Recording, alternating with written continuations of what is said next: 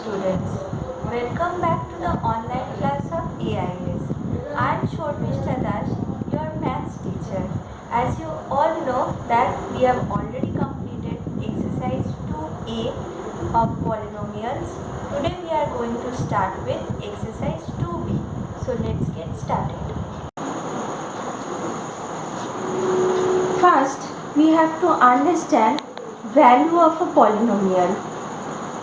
The value of a polynomial px at x is equal to alpha is obtained by putting x is equal to alpha in px and is denoted by p alpha. That means a polynomial will be given and the polynomial is denoted by px.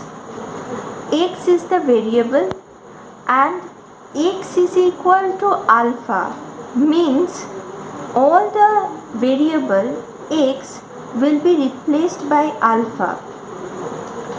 That is obtained by putting x is equal to alpha in x.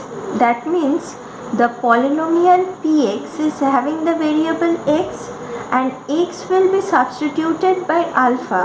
That time it will be denoted by p alpha and that is known as the value of a polynomial.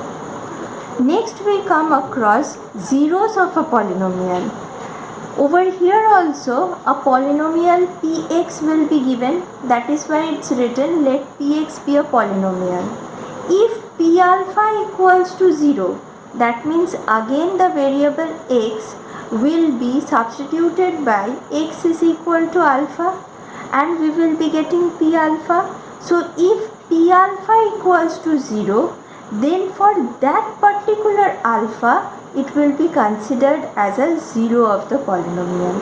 That means for which value of x we will be getting px is equal to 0, then that value will be considered as zeros of the polynomial px. Now let's start with the sums. You will be understanding in a better way. We are going to solve sum number 1. If px is equal to 5 minus 4x plus 2x square, find p minus 2. First let us check whether px is a polynomial or not. As you all can see that the power of x is 2 and 1. That means it is a non-negative integer. So it is a polynomial. Now I need to find p minus 2. That means I need to find out the value of a polynomial at x is equal to minus 2. As I told you, over here this value of the variable x will be substituted by minus 2. Since I am substituting x by minus 2, so I am writing p minus 2 is equal to 5 minus 4 into 2 plus 2 into minus 2 whole square. Over here it will be minus 2. Okay. Now 5 minus minus plus 4 into 2 8 plus, now as you can see that a negative integer when it is multiplied with an even power, that time you will be getting positive sign. So plus 2 into 2 4, 4 into 2 8. So this gives you 21. This is your answer. Number 3 question. If ft is equal to 4t square minus 3t plus 6, find f0. So again we need to find out the value of a polynomial at t equals to 0. Over here the variable is t. So I will be substituting t by 0. I will be writing f0 is equal to 4 into 0 square minus 3 into 0 plus 6. So this gives you 0 minus 0 plus 6 is equal to 6. So f0 equals to 6. So This is your answer.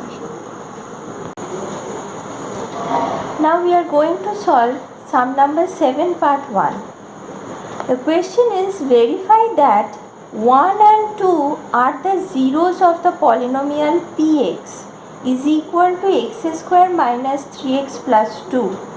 That means I need to find out the value of this polynomial at x is equal to 1 and also at x is equal to 2, and I need to check whether at x is equal to 1 the value of this polynomial is 0 or not.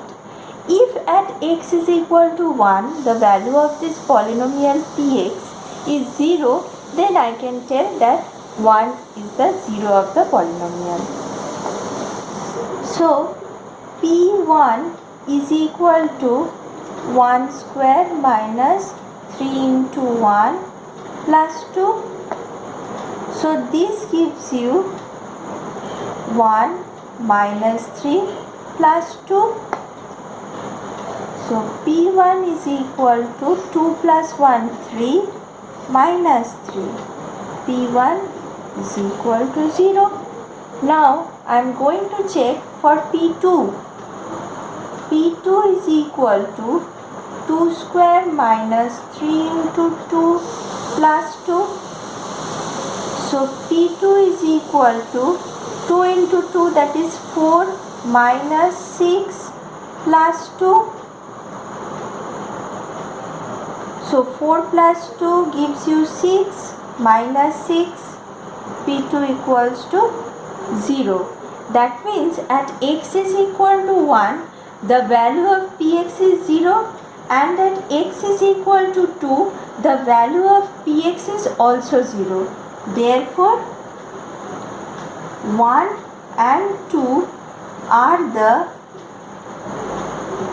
zeros of the polynomial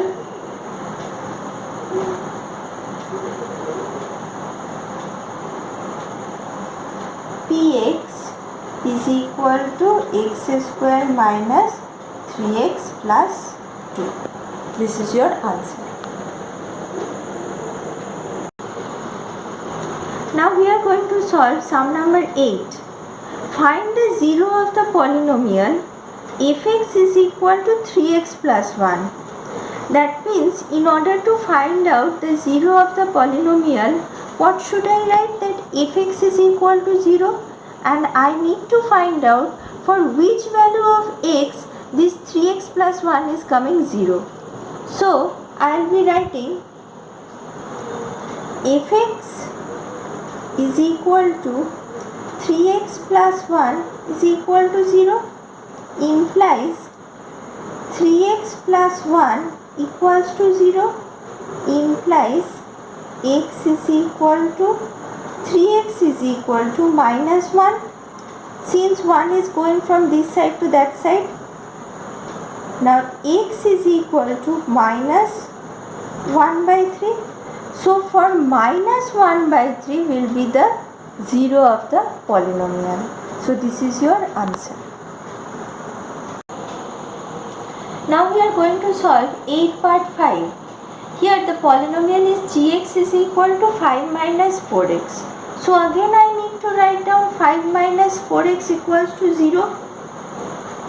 So gx is equal to 5 minus 4x is equal to 0, implies 5 minus 4x equals to 0, implies minus 4x will remain this side, 5 is coming that side, so it is becoming minus 5. Both side minus sign will cancel out, so x is equal to 5 by 4. So for this value of x, that means at x is equal to 5 by 4, the value of gx will be 0. So 5 by 4 is the zero of the polynomial gx.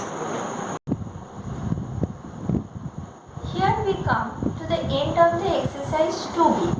Hope you understood. Thank you.